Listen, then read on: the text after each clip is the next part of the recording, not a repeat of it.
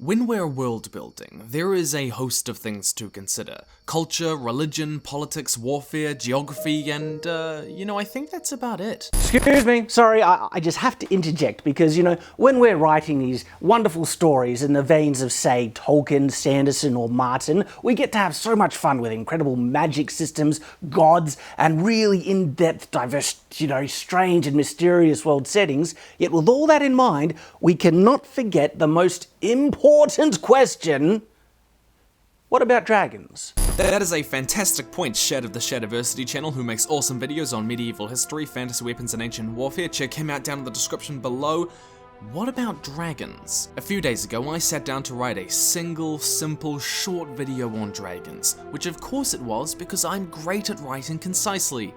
Just kidding, it was 6,000 words long, so here's part 1 on world building dragons, with part 2 being on writing dragons. We will be breaking it down into 4 topics: types of dragons, how dragons interact with people, how dragons interact with the world, and how dragons interact with one another. If you like this kind of educational content and want to help me stop having to do things like sponsorships, because it'd be amazing if that happened, then throw in literally any amount over on my Patreon, link down below. These kinds of videos are definitely the ones that I have to throw the most time and effort and work at, and I love doing them. Plus, there's perks like the Discord. I'm on there every day, and it's full of nerds and geeks just like me. Link down below. Firstly, types of dragons. They've been a staple of the fantasy genre as far back as the genre itself, and the dragons we see in modern literature tend to draw from one of 3 different archetypes that have evolved across the ages in the common consciousness. These archetypes are made up of a bunch of dragon tropes that you'll recognize, and they're important to consider when writing because each archetype begs different world-building questions. So what are they? One is the Western Beast. We see this type in the likes of Drogon, Viserion, and Rhaegal in George R.R. Martin's A Song of Ice and Fire series, or the dragon that St. George slays in his famous tale. This is the one that people most commonly need a hero to save them from. I need a hero! This archetype is the one most commonly associated with fire-breathing. They're ferocious forces of nature by themselves, they're apex predators, they cannot be negotiated with, though they can sometimes be tamed. And while they might be intelligent for animals, they're usually not as smart as humans. The second archetype is the Western Thinker. This archetype draws on dragons like Fafnir and other particularly Northern and Eastern European legends. They are intelligent beings of human or even extra-human intelligence, usually able to speak, and sometimes have less conventional powers like hypnosis, poison, or mind reading. And these powers are holdovers from ancient stories like the Persian Book of Kings or the 12 Labors of Hercules. Historically, this archetype has been malevolent, greedy and manipulative, like Tolkien's Glaurung, who orchestrated the doom of the children of Húrin. In the last 2 decades, there have been a number of neutral or good dragons that fit this archetype, like Tui T. Sutherland's Wings of Fire series or Ursula Le Guin's Wizard of Earthsea series. Most importantly, what distinguishes the Western Thinker from the Western Beast is its intelligence. It can be negotiated with, reasoned with. This archetype is also most commonly associated with curses or the hoarding gold trope. Thirdly, the Eastern Sage. The cultural idea of dragons has been dominated by Western tropes, but the Eastern Sage has found its niche. We can see its iconic and distinctive maned serpentine design in characters like Ran and Shaw in Avatar: The Last Airbender or Shenron in Dragon Ball Z. Unlike the first and second archetypes though, the Eastern Sage is distinctively wise, ancient, even benign, and sometimes close to the divine, like Haku in Ghibli's Spirited Away, who comes from the spirit world, in a way that the Western Thinker is not. This archetype is actually most commonly associated with water rather than fire. That's a Western thing, and often has an intelligence far beyond that of a human's. Your dragons may draw a little from each of these archetypes, like the Elder Scrolls' Elduin, somewhat divine, intelligent, but immensely beastly, more heavily from one type, like C.S. Lewis's Voyage of the Dawn Treader and Eustace being a greedy dragon once a person, just like Fafnir, or have a dragon entirely outside these tropes, all of which is okay. But in world building, the design of the dragons matters less than 3 things: how dragons interact with people, how dragons interact with the world, and how dragons interact with each other. Firstly, What is their relationship with people? Are dragons used as wartime steeds? In Naomi Novik's His Majesty's Dragon, an eastern sage called Temeraire radically changes warfare in the 18th century by shifting the focus from holding naval superiority to holding aerial superiority. It's their speed, their versatility, and the threat they pose to conventional warfare tactics that create something of a dragon arms race. And in world building, when dragons are magical superweapons, who controls them and where they are matters. If numerous factions control them, then these factions will naturally become the dominant powers vying for supremacy, like in Naomi Novik's Black Powder War, where the Ottomans, French, British and Chinese become geopolitical superpowers over states like Spain through controlling hosts of dragons, constantly competing with one another. However, if a single faction controls them, then that faction is likely to exert itself and to do so quite successfully. In A Song of Ice and Fire, the Targaryens were the only house to control dragons with them. They brought the mighty castle of Harrenhal low that would have stood against 100,000 men, but could not stand against Balerion the Dread. They were really holding out for a hero till the end of the night. Warfare in Westeros was so changed that when Aegon began his initial conquest, Torrhen Stark bent the knee and gave up his crown rather than face Balerion. That inequality of military power reshapes the geopolitical landscape by elevating one faction above others. As a side note, you think dragon riders are cool, right? Well, in Tolkien's Silmarillion, Balrogs ride dragons. Yes, the fiery giant monsters from the depths of hell ride other giant fiery monsters that can fly. Are dragons worshipped, revered, or seen as otherworldly? Now, let's not forget that religion is complicated. And you should check out my video on designing polytheistic religions, but religions tend to focus around any of three questions. How did the world come to be? How should we act towards one another? And what happens when we die? In our world, dragons often play a role in the first or second question. The ancient Babylonian Tiamat is a primordial goddess of creation and chaos, the Dragon Queen. No, not that one. But in figuring out the place of dragons in your religion, consider which elements of their design people would naturally emphasize. Which things would a people narrow in on, or which questions might they look to answer? Animals have a long history of religious iconography, like how the eagle represented the sky and Zeus. Vishnu, Krishna and Indra are all associated with bees as the nectar-born ones. And horses show up in Mongolian mythology all the freaking time. And these particular animals became symbols in a given society for a reason. The eagle is the ultimate hunter in the skies of Greece. Hindus recognized how bees spread flowers, which are also critical symbols in Hindu stories. And horses were the lifeblood of the Mongol nomadic society. There are clear connections between the makeup of that specific society and which animals they choose and what they emphasize. Consider what your society relies on economically, geographically, and politically, and how do your dragons relate to it, sustaining it or destroying it in any way. That might help colour their place in that religion. And it's critical to remember that symbols are not restricted to religion, but they can extend into culture and politics. In Aaron Ahaz's The Dragon Prince, dragons are naturally noble and good, and they defend the elven lands from the humans. It makes sense that they become cultural and political icons, revered as guardians. Elves use draconic imagery to denote principles of faith, loyalty, guardianship and leadership. Though Avatar: The Last Airbender has an interesting subversion of this revere or revile dichotomy that we sometimes fall into in writing dragons. Ran and Shaw are revered as dragons, the original firebenders. They're a symbol of the Fire Nation and seen as a role model of a good leader. They're powerful, a bender, and eternally wise, even able to see into the minds of mortals. This reverence, though, ironically led to them being nearly wiped out. If you revere a dragon, what about the man who slays it? Slaying them became a mark of honor, because it put you on their level, on the level of the dragons, earning people the title of dragon, like Iroh was known as the Dragon of the West. You can make how people revere or revile a dragon more interesting and more multidimensional than just, "Bow down before me," or "Christ compel thee"? Are dragons beasts that roam the land, killing and terrorizing? Well, if your dragons are hostile and territorial, then two questions emerge. Which territories do dragons control, and how do people respond to this hostility? Typically, dragons have a bit of a fetish for caves and mountaintops and bothering me when all I want to do is get to a damn dungeon. Leave me the hell alone! Losing territory means losing resources and space for people to live, and that could be something really interesting to play with.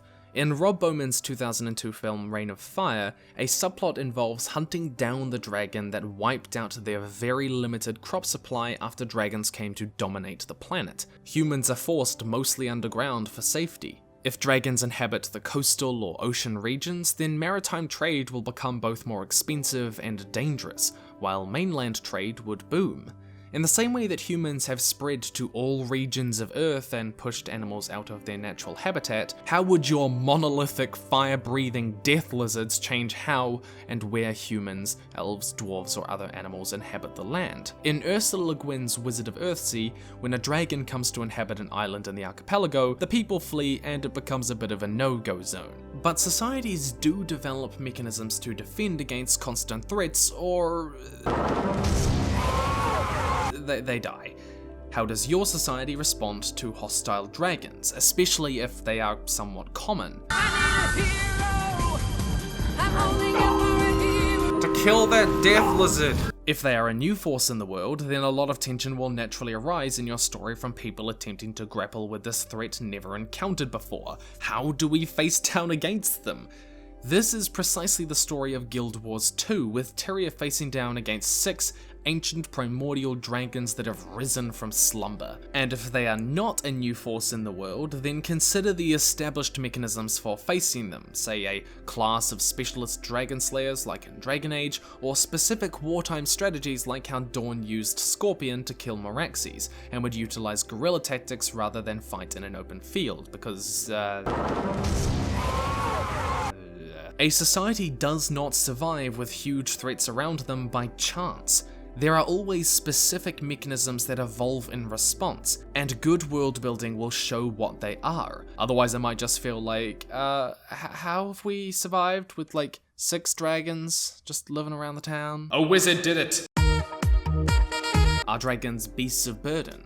In Cressida Crosswell's How to Train Your Dragon, dragons are like pets with close, friendly, and loving relationships. In this story, we see how this changes the industry of that world, because essentially dragons are walking, flying, breathing fuel sources. As a point of note, the discovery of coal as a fuel source was key to kicking off the Industrial Revolution. It meant manufacturing was faster, more efficient, and more mobile because it didn't need to draw on nearby water sources. Dragons in this world assist in metal work that leads to the creation of durable alloy metals able to resist powerful attacks from dragons and humans alike.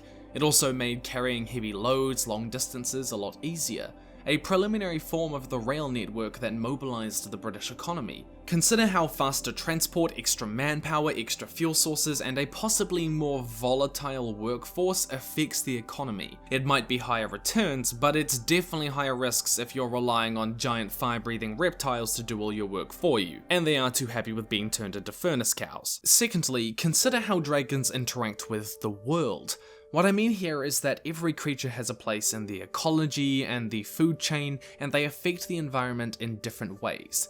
So, in New Zealand, we have birds.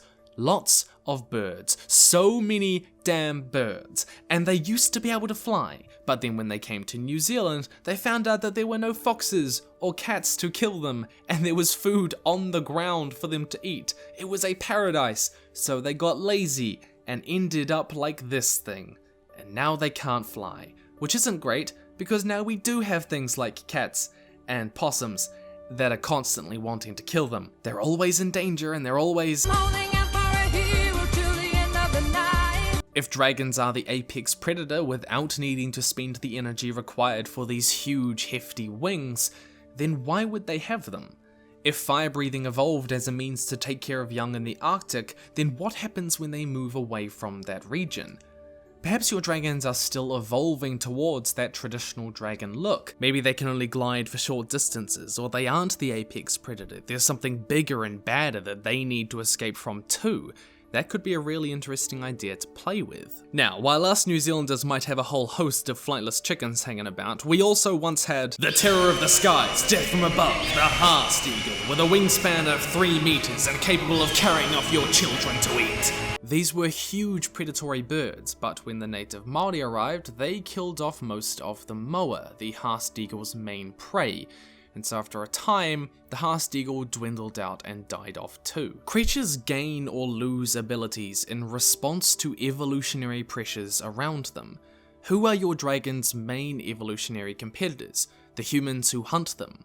Other dragons, or another mythological beast entirely? Which natural obstacles do they face, and how do these act as evolutionary pressures controlling their design and abilities?